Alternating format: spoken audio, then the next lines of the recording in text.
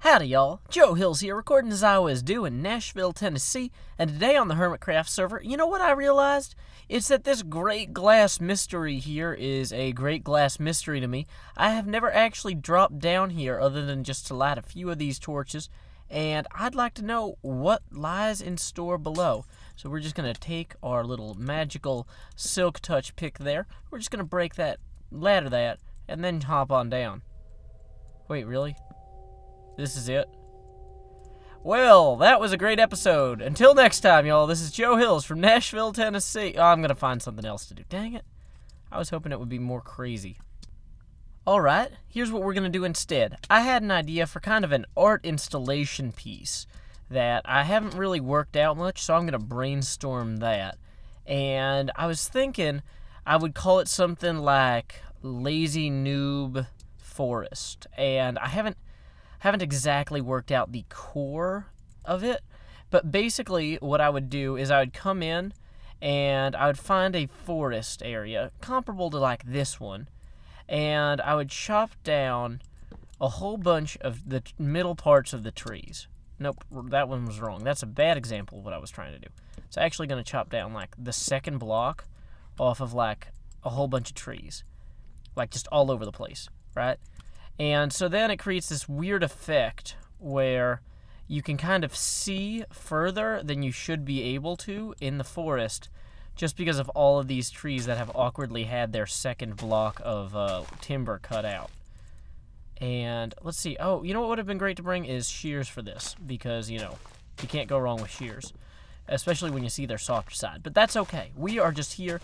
We're shearing with improper tools, and that's going to be the way it is. Okay, so as you can see, I've started here. I'm kind of just running around, getting the core concept down. I'm not sure if I should have them all be the same height. Like, for example, this one's actually, yeah, like that. So it just kind of creates this weird thing where if I'm here and then I can see, yeah, that's how we're going to do this. We're going to do them all the same height. So there was one back there that's actually the wrong height. I'm going to have to go deal with that, but that's okay. So we're just going to remove all of these same height logs, and what we're going to do is we're going to put a block of glass in here for each of them. And I think that will give the forest this weird look. So then when people come through here, they'll kind of be like, I don't really know what this is. I think that this is something. Like, clearly this is something. This means something. But you know what? It's important when people are participating in art installations that they have the opportunity to interpret it in their own way. So this one would actually be here. So maybe what I should do is also light this up as I go, so that way I don't have to, you know, end the video every time it gets dark. That would be a nice thing. How would I incorporate light into this? I could put glowstone in instead of the glass here. It seems like the torches should be some element of this. Like, maybe I should, Should I have the torches on all four sides, maybe? Of each one? Like, just like that? Oh, because that's actually going to do some neat stuff with the snow as well. So yeah, let's go ahead and, so when somebody's coming through here and it's snowing and they're just seeing all these weird torch tree lights, this is gonna get them thinking. And that's really the goal, I think, of most artwork. Okay, so these torches will actually be up one higher relative to everything else. And this is not necessarily, I'm not claiming this forest for me. If somebody wants to build a base or something out here, they totally still can, but I'm just going to have, you know, gotten all of this torched and properly glassed in first.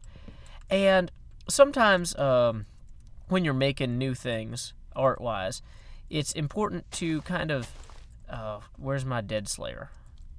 Don't have it. Oh, I'm going to regret that.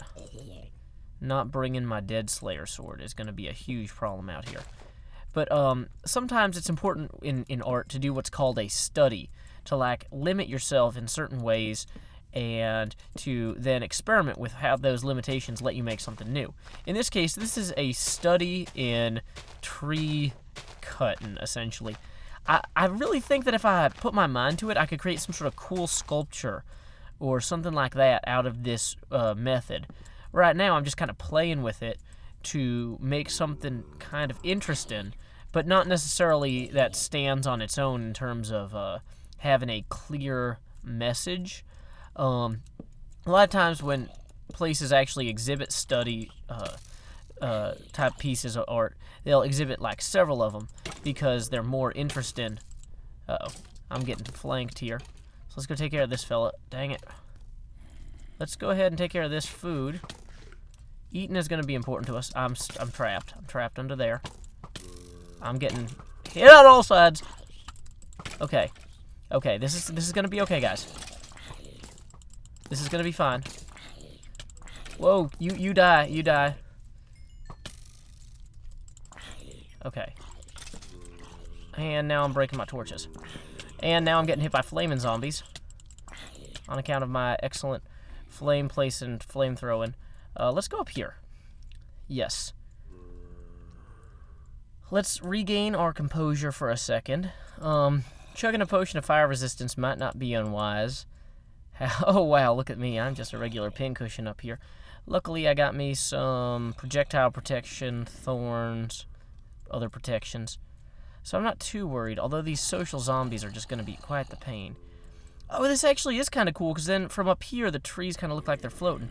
That's kind of what I was saying. Like, you know, you do studies and things like, I'm going to try and do a whole bunch of stuff with these two particular colors and see the ways that they interact, because you don't know exactly what the potential is. And is that the right height for that? Oh, those ones over there still need light. Let me go ahead and add light to them. Same thing here. And now we are going to flee these guys. And preferably, we are going to grab this extra cool stuff that we want and hop up there again. So let's go ahead and eat, since we apparently need to do that in order to regenerate health. Uh-oh, there's one of those guys with the bows. I wish I had my better bow. Where is my better bow? Did I just pick this one up off the ground?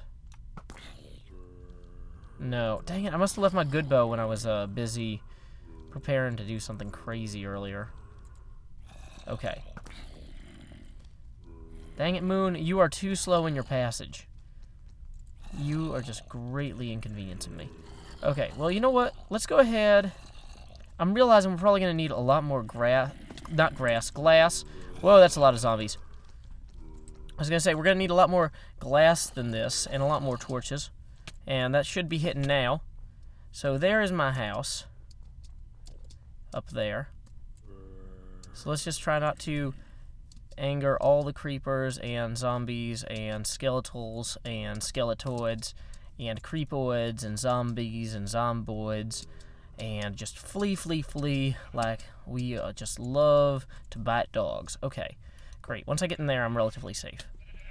Woo, hello, sheep. I feel so much safer in here. Well, I'm going to go ahead and replenish. It's wailing my ender pearls into things. This is how we run out of ender pearls. I'm going to go ahead and replenish my supplies. Time skip. So let's see how far this ender pearl can get us back toward our destination. It's not too bad at all. 2 more should get us roughly back to where we were. I need to mark specifically the elevation that I was going for, such that I can ensure that I will not incorrectly place any glass or torches. I was thinking about incorporating glowstones somehow, but I like the torches more. Like, I mean, the whole thing is supposed to be surreal, but I think, you know, you only want to go so far. I forgot to bring more stupid shears. Dang it. Man, that's one of the big problems with being awesome all the time, is you get overconfident about how awesome you are, and you miss things. So, my apologies, fans and friends. You know, one of the things I always loved about the show Food Party was how the hostess, Tu Tren, would open every episode with, "Hello, friends and lovers." I don't know, I just like that greeting, "Hello, friends and lovers." But, of course, I can't steal that, because that would be thievery. And thievery is wrong, unlike cutting down an awkward part of a forest, which is totally exactly what everyone should do. But, I don't know. So we're just going to kind of keep... See, isn't this weird? I think this is weird in like a good way. Let's pick that up. I don't know how that got there. Wrong. Bad torches. Okay, so maybe I should go ahead and replace these glass blocks with like fence post blocks or something. Then they would be kind of awkwardly like, I don't know, it'd be kind of weirder. I mean, this is already super weird. I don't know how much weirder I want to go with it. Well, that's why, like I said, that's why you do studies and things, to try and do things super weird. So I'm just going to kind of come into this forest and replace a bunch of these blocks here and see how they look. And then if I don't like it, I can mix them up with something else. Now, it'd be nice if I was, you know, using one of those magic block replacer things out of the Feed the Beast, but I'm not, so, you know, I can't just come back in here and replace the glass magically. I'll have to use, well, I guess I was going to say I'm going to have to use my Silk Touch axe, which is magic. I'm going to magically replace the blocks later, if I don't like them. So, it looks coolest, I think, from this level. Okay. Yeah, maybe if I put ice in there. Oh, no, ice would just melt and then look bad, because that's what ice does. So, no doing that. We are not going to replace that with ice, because that would just be the acme of foolishness. That is missing a few torches over here. Boom. Boom, boom, boom. Like I said, I don't really have a goal with this other than just to imagine. What does this make you feel? Right? This makes me feel weird. And I think that's good, because in Minecraft, so many things have been done. I think it's important to try and do things that no one else has ever done. And just when I was half awake, half asleep, I was thinking about, like, wouldn't it be weird if you had a forest where you cut out a whole bunch of blocks in the middle of the forest, and then they were at the same eye level, and then it was different somehow, or you put something in there. This is the novelty, and this is my novelty. This is my brain. And one thing I was thinking about doing was to put a different type of block in every one of these. So, or like mix a different type of log in, all at the same level. So where I've got all the glass now, think of the glass as kind of placeholders, right? What if I replaced all of that glass with like, what kind of wood is this? Spruce. I replaced all of that with like birch timber or something like that. I wish I could remember the names of the timber in this game. For some reason, when Minecraft first started, when I started playing it, there's only one kind of wood, and so my brain just refuses to accept that there's more than one kind of wood in Minecraft, and I'm just like, you know, the other one, the one that it's the same as this one, but I don't know, it's a different color. I'm really good with words usually, but not with these words. Not with these. Okay, so, let's see. That's the worst place for a torch. That's the wrong level. This one doesn't even have the torches. This is just some kind of weird, awkward clearing here. It'd be kind of weird if I had, like, pistons in those, but that'd be also super expensive. I don't know that I can afford it.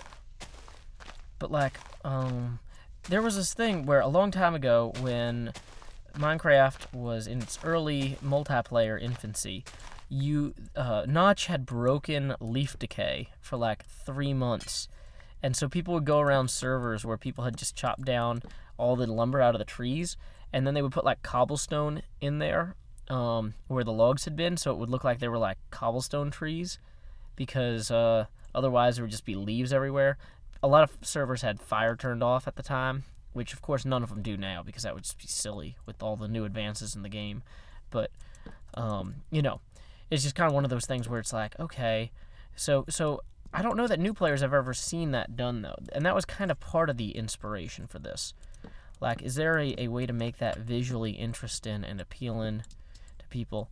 And, like, nobody's using this part of the forest right now. As far as I know, people don't really come out here. It's kind of in this awkward in-between place, and I don't know. Yeah, I don't know. I'm just sorry. I'm saying I don't know a lot, but I really just I'm feeling this out.